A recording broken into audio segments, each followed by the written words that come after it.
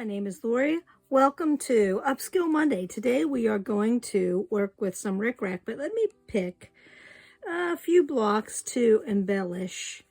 I'm going to pick some of these plainer blocks today. Eventually I will put, let's do a white one, maybe a black one. Like I said, the plainer blocks today. Let's do that one. I'm going to pick 5 to share with you. Oh, let's do that one. Like I said, 5 of the plainer blocks. So here's what I'm working with. And I don't know if you can see where this was all pieced on a background.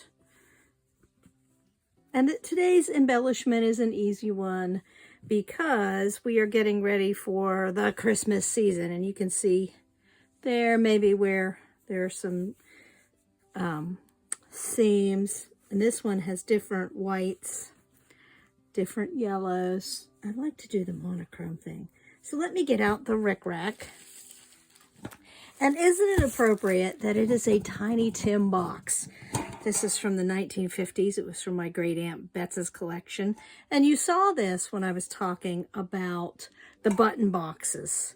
And I went, oh, look, it's rickrack. So these things were in there earlier and I pulled them out. They are not rickrack, so they need to go in the appropriate bin. Rickrack comes in a variety of sizes. I have baby rickrack, which is cute and tiny. And there seems to be quite a bit of that. And I never intentionally bought rickrack.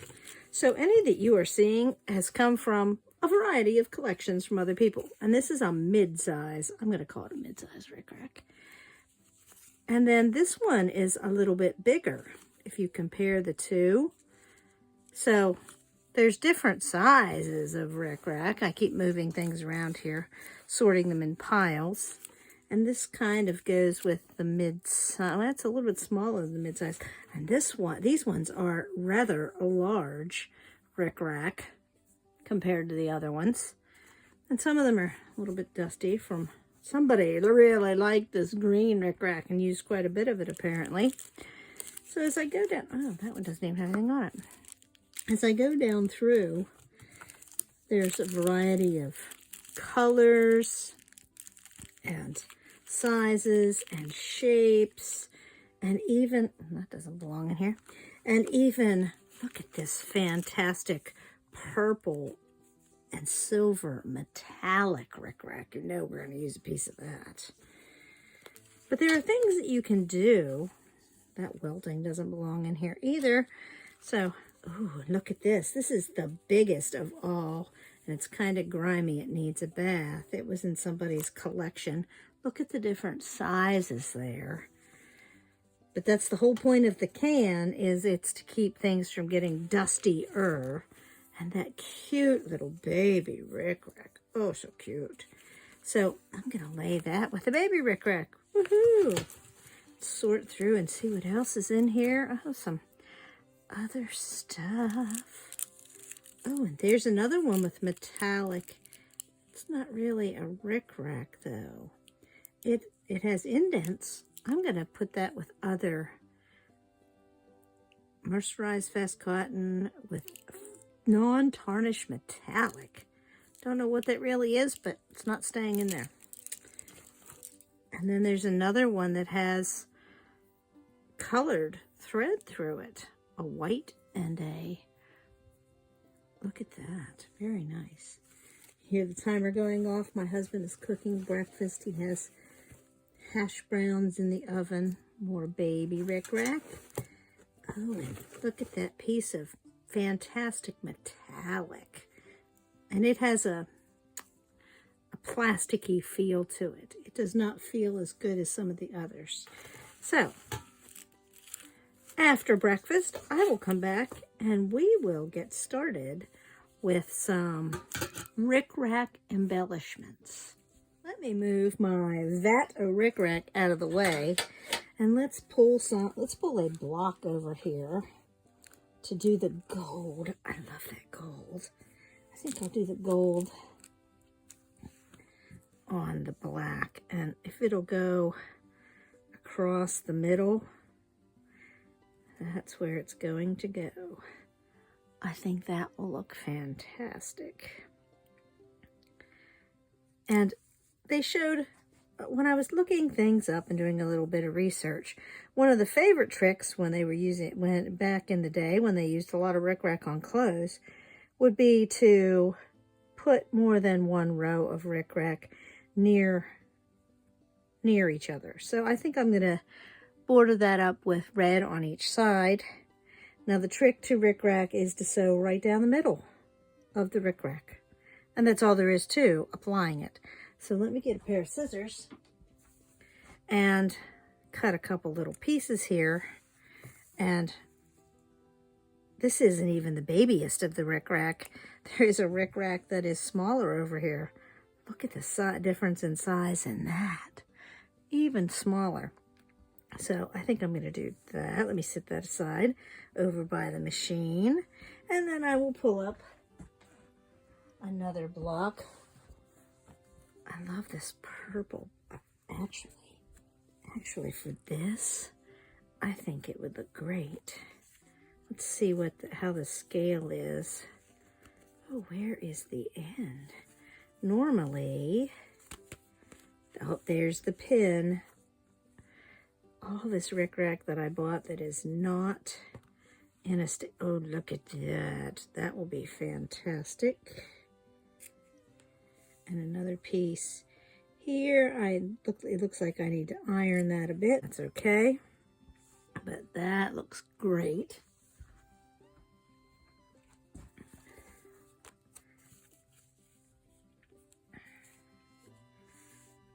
I hate pins and things, but sometimes they do serve their purpose. Put that over there. Let's see what else we've got. Oh, I love this multicolored rickrack. And somebody tied it with other rickrack.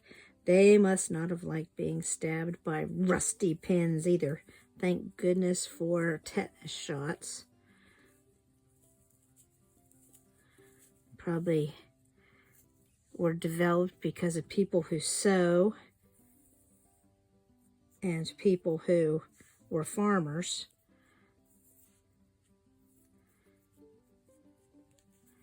I think this rickrack would look really good, like over that seam. And maybe over this seam. Let me cut that. I like to give a little extra space there between the two. Oh, I think that'll do it. Kind of offset to the side, but I think that'll work. Now, I've got, this is a very plain block too, but I think I'm going to give it the treatment of the braided trim. Have you ever seen this trick? And I'm going to use a pin to hold it down. I'm going to start it here at the end. You kind of stagger. Oh, I got it started a minute ago. Now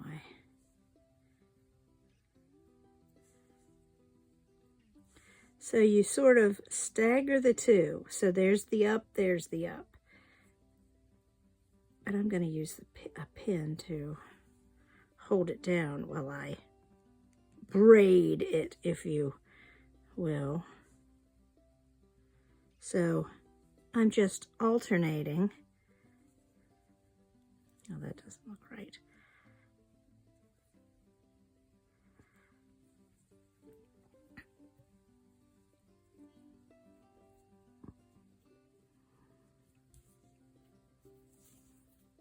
Just sort of twining it around itself and twisting it. Now when I sew this down, I'm going to sew 2 rows of stitches, and I'm going to use a thread that's sort of neutral. And you have to work it a little bit with your fingers, but isn't that an interesting pattern? And I imagine you could do this with any size rickrack, but it's working really well. and it'll work really well till I get down here where it needs iron. But I'm going to twist this and put it the whole way across and sew it down. I think that will be fantastic. And maybe this one needs a little bit more rickrack than just that. Maybe some bright yellow to make that block zingy. And the great thing about rickrack, as you can see, both sides are finished the same. It's not like some ribbons that are finished differently on different sides. Both sides are created equal so that it doesn't matter which way you flip it or turn it. But you sew right down the middle. I will show you some other ways to use rickrack here in a moment. Let me finish braiding this up.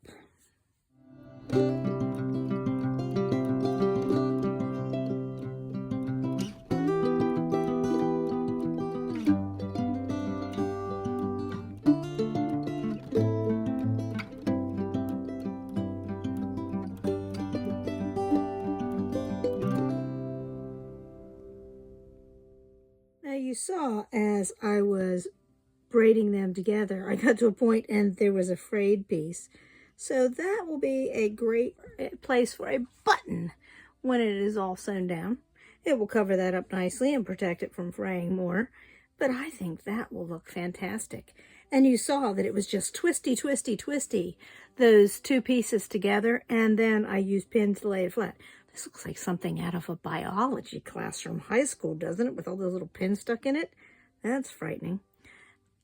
Let me get to the last block that we're going to do, and then I have some other things to share with you too.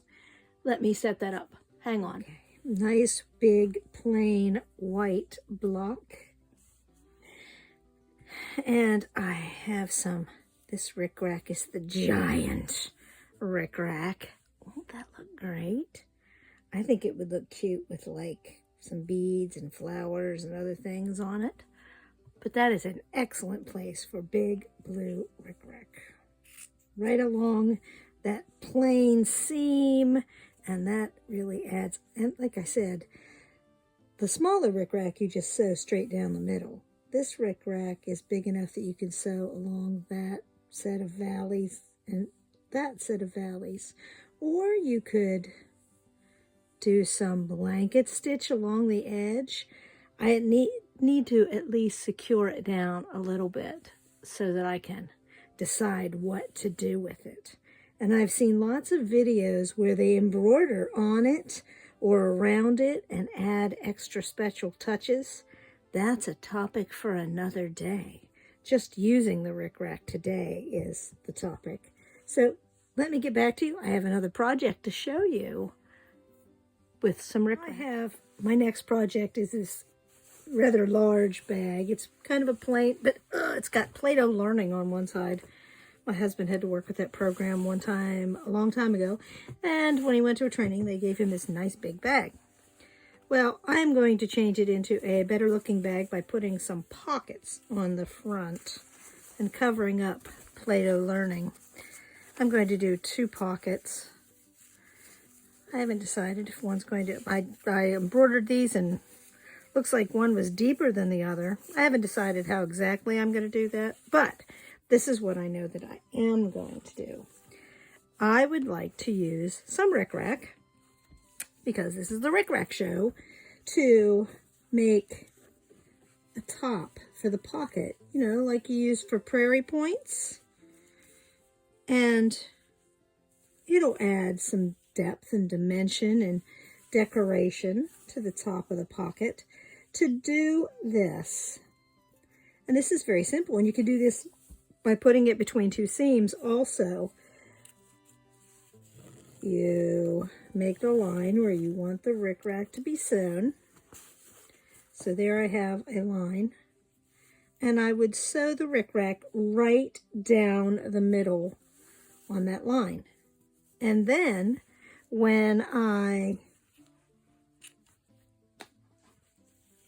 want it to stand up, I turn the pocket, and because it's sewn right on the line, it will stand up and be magical trim sewn on the inside, but it will stand up half behind, half on front.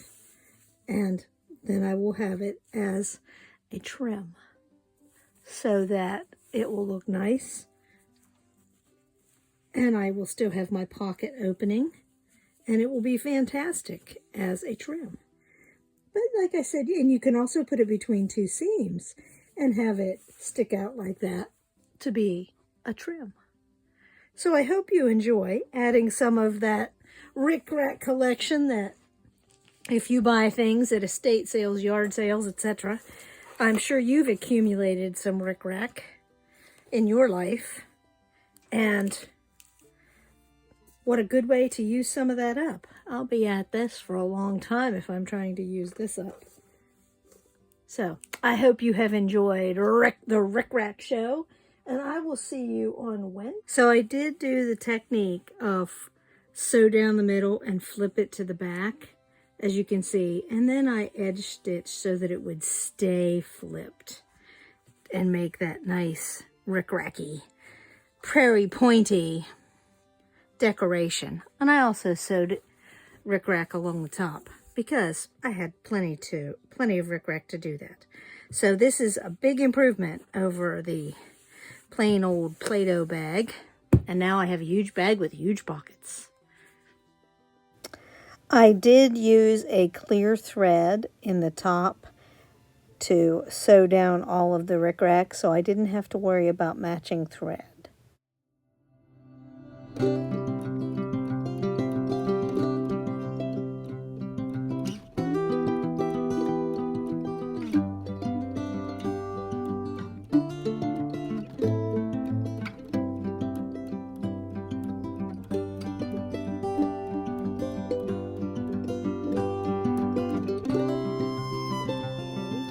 For a preview of all the blocks for Study in Scarlet and the coloring sheet.